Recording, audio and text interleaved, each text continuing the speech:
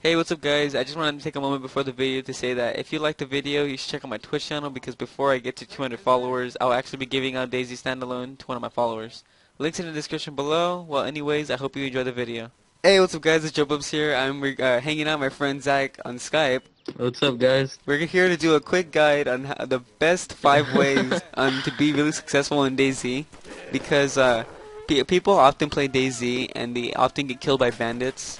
And they can't really play that much because they don't know that much about the actual Arma series and how to play, and so it must be really hard for them. So this is why we're making this video. We're not going to talk about exactly how to play and all those little key bindings that you really don't know. We're kind of just going to talk about like tactics and things you should do in order to actually survive long enough to get yourself looted out. And we're going to start off with number 1, which is basically kill on sight. Honestly, like this could be controversial in many levels. But like, being a bandit is like really one of the ways to survive because I've got trash talked a lot because I'm technically I'm a bandit because I survive a lot. I kill everyone on sight, or most people on sight actually. I don't kill everyone, but me and my friend Zach, we play often, and one time we ended up being friendly to some guy and he ended up betraying us. He was a new spawn. He had nothing on him, but he punched me so much to the point where I got knocked out and I lost all my loot. And it's not the best feeling just losing to a new spawn and it takes all your stuff. So either you could be that way, you could trust everyone that you see even though you really shouldn't. But this is why you should kill on sight. It's the safest thing to do, and even though you might get trash talked on, it's honestly it's for your own survival. It's not for theirs. But you know, let the people that talk trash, let them get killed by a new spawn and then maybe they'll change your mind. But What some people need to understand is that DayZ is a hardcore game, and if they can't take the heat, get out of the kitchen. yeah, basically that's basically what it is. DayZ, you're not really supposed to make friends. It's more of like the survival of the fittest. And being a bandit's kind of like one of the strongest aspects of that game. You kind of have to be a bandit in order to survive. But with that being said, we're going up to number 2, which is basically look for your own supplies. Don't kill someone and expect them to have everything you need. And I've noticed this because we play a lot on really PvP servers, like full servers, in order to kill people because we are really looted out. But like often there's at least like in a 40-player server, at least more than half of them are new spawns because they expect to join a server and do exactly what I just told you for number 1. They expect to kill a guy that's all looted out, take all his stuff, and then expect to be that's it, I'm done. But it doesn't really work. Often what happens is new spawns come in, people with all kinds of guns, often bandits, they see them, they kill them, and they just keep repeating the process. And I think you should. What we did is we joined a low player server. We got all of like our loot, all our weapons, all our food, and then we moved on to the higher player servers, and it was more successful than just actually running around hoping to kill someone and taking all the stuff. It would be nice to take all this stuff, but it's not the best way, and especially not for survival. You're gonna die a lot. And yeah, I have a video. My very first bandit act is all kinds of new spawns coming in. We killed at least 20 people. At least 20 people. And they were a big majority of them were new spawns. I don't think any of them had a gun except for maybe one. But they all thought they can kill us, and then they all wanted our loot. But that's basically what you shouldn't do. You really should just get your stuff on your own and just come back in. But I think with that, we should probably go to number 3, which is basically strength in numbers. You know, pretty self-explanatory. Bigger group, better chance of surviving in a firefight. Often when I play DayZ, And keep in mind, group safety in numbers doesn't necessarily mean being with a friend or being with a stranger in game. Most of the time, it means being with a friend who you know, yeah, because people are backstabbing in this very rough game. we actually found a stranger and we still play with them. We haven't played with them in a while, but we trusted him and we added him on Skype.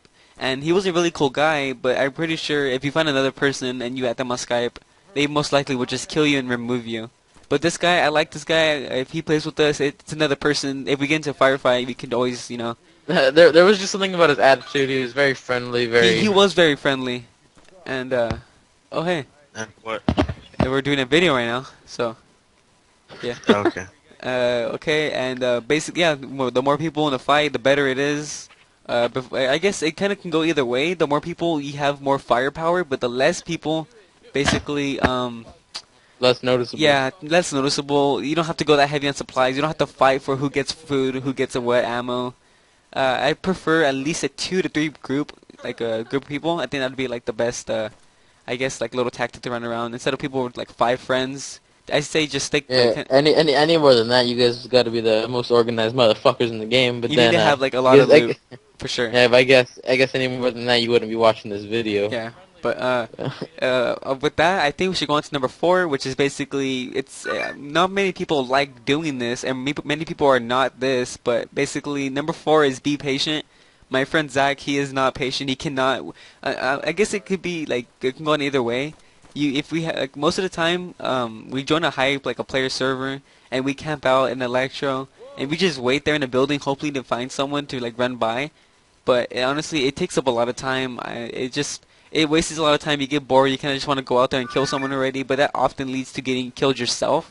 But honestly, we have to be patient. Like before, at least Out of our group of 3 friends, I definitely die the most. he does the most because he gets bored just camping out in a building and he ends up running outside to get killed right away. But that's because everyone else is patient. They just wait for someone to come out. And earlier, I had a sniping spree because I was being patient out in the woods, looking after my friend. And then when he died, I just looked after, waiting for someone to come in, and I killed at least 3 people. And it was really, it paid off in the end. But yeah, that's basically what you have to do. You have to be patient. You can't just rush. Like if you don't, how can I explain this?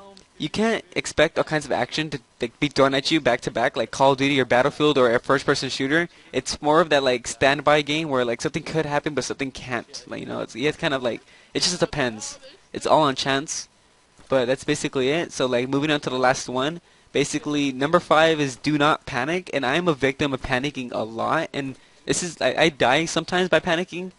It's because like if you hear a gunshot, many people they panic, they get like, oh god, there's a person here, he has the M4, he can kill me, and then you start to shake, you start to sweat, it affects your gameplay. But if you feel calm, if you feel confident, like I can kill this guy, I can take all his loot and I'll be set, then that's the way to go. You can't be like panicking like I do sometimes. I often shake when I hear gunshots. I get scared, and then it ends up affecting my gameplay, and then I miss a big majority of my shots, and I end up dying. But that's basically it. I really don't have any other stories to talk about how like being like calm can save your life. But you know, it's really self-explanatory. Being calm is better than a panic person. One last thing. Well, you guys, once this video is up, you guys may not have to deal with it, but be wary of when you take shots. If say you're watching someone, I don't know, maybe you think they deserve to die, or you know they deserve to die. Be wary when you take shots because combat loggers are like they're next to Hitler on the list of like worst people in the world. But so just I don't know. They're implementing a new system and a new update that comes out tomorrow. Yeah, I think, by the time I put out this video, it's gonna be at least like no one's gonna watch it until tomorrow, which is when the update's coming out. So combat logging is not gonna be a thing. But if you don't know about the new update, basically any combat loggers, if you don't know what combat logger is, it's basically someone that just like not rage quits, he leaves because he's scared of dying. So let's say So basically, rage quits. it's kind of rage quitting, but you're not really raging. You're kind of just scared. So you're like leaving out of fear, not just rage. Combat logging, like they're not making it impossible. There still is a 30-second wait time, so it is possible if they find a good enough hiding spot. So just be wary about when you take shots. Yeah. So if you're in the middle of like say you're behind a building and then you hear shots at you, just because you turn the corner and you expect to leave, it still gives them 30 seconds to go to your position and shoot you. You really don't have that big of a you don't have that much of a like a little, how would you say that, an advantage of like hiding. You have to hide really good. You have to hide really well in order to at least survive, because combat logging they're gonna make that really hard. And the next update, like in general, is gonna make the whole game really hard, which is why you actually have to do these 5 steps, because killing on sight, you're gonna need as much loot as you're gonna get, especially with this update coming out. Looking for supplies, that's gonna be really hard. Strength in numbers, and it's gonna be kind of hard to have more people in your group because the lack of food. And then patient, I guess it still applies, and then panicking still applies. But that's basically it for this top 5. I hope you enjoyed. If you like it, please leave a like, and don't forget to subscribe to my channel. Also, I do a lot of live streams for DayZ also, so if you want to check that out, go to my Twitch. I'll leave a link in the description below. But that's basically it, guys, so I hope you guys enjoyed, and see you later.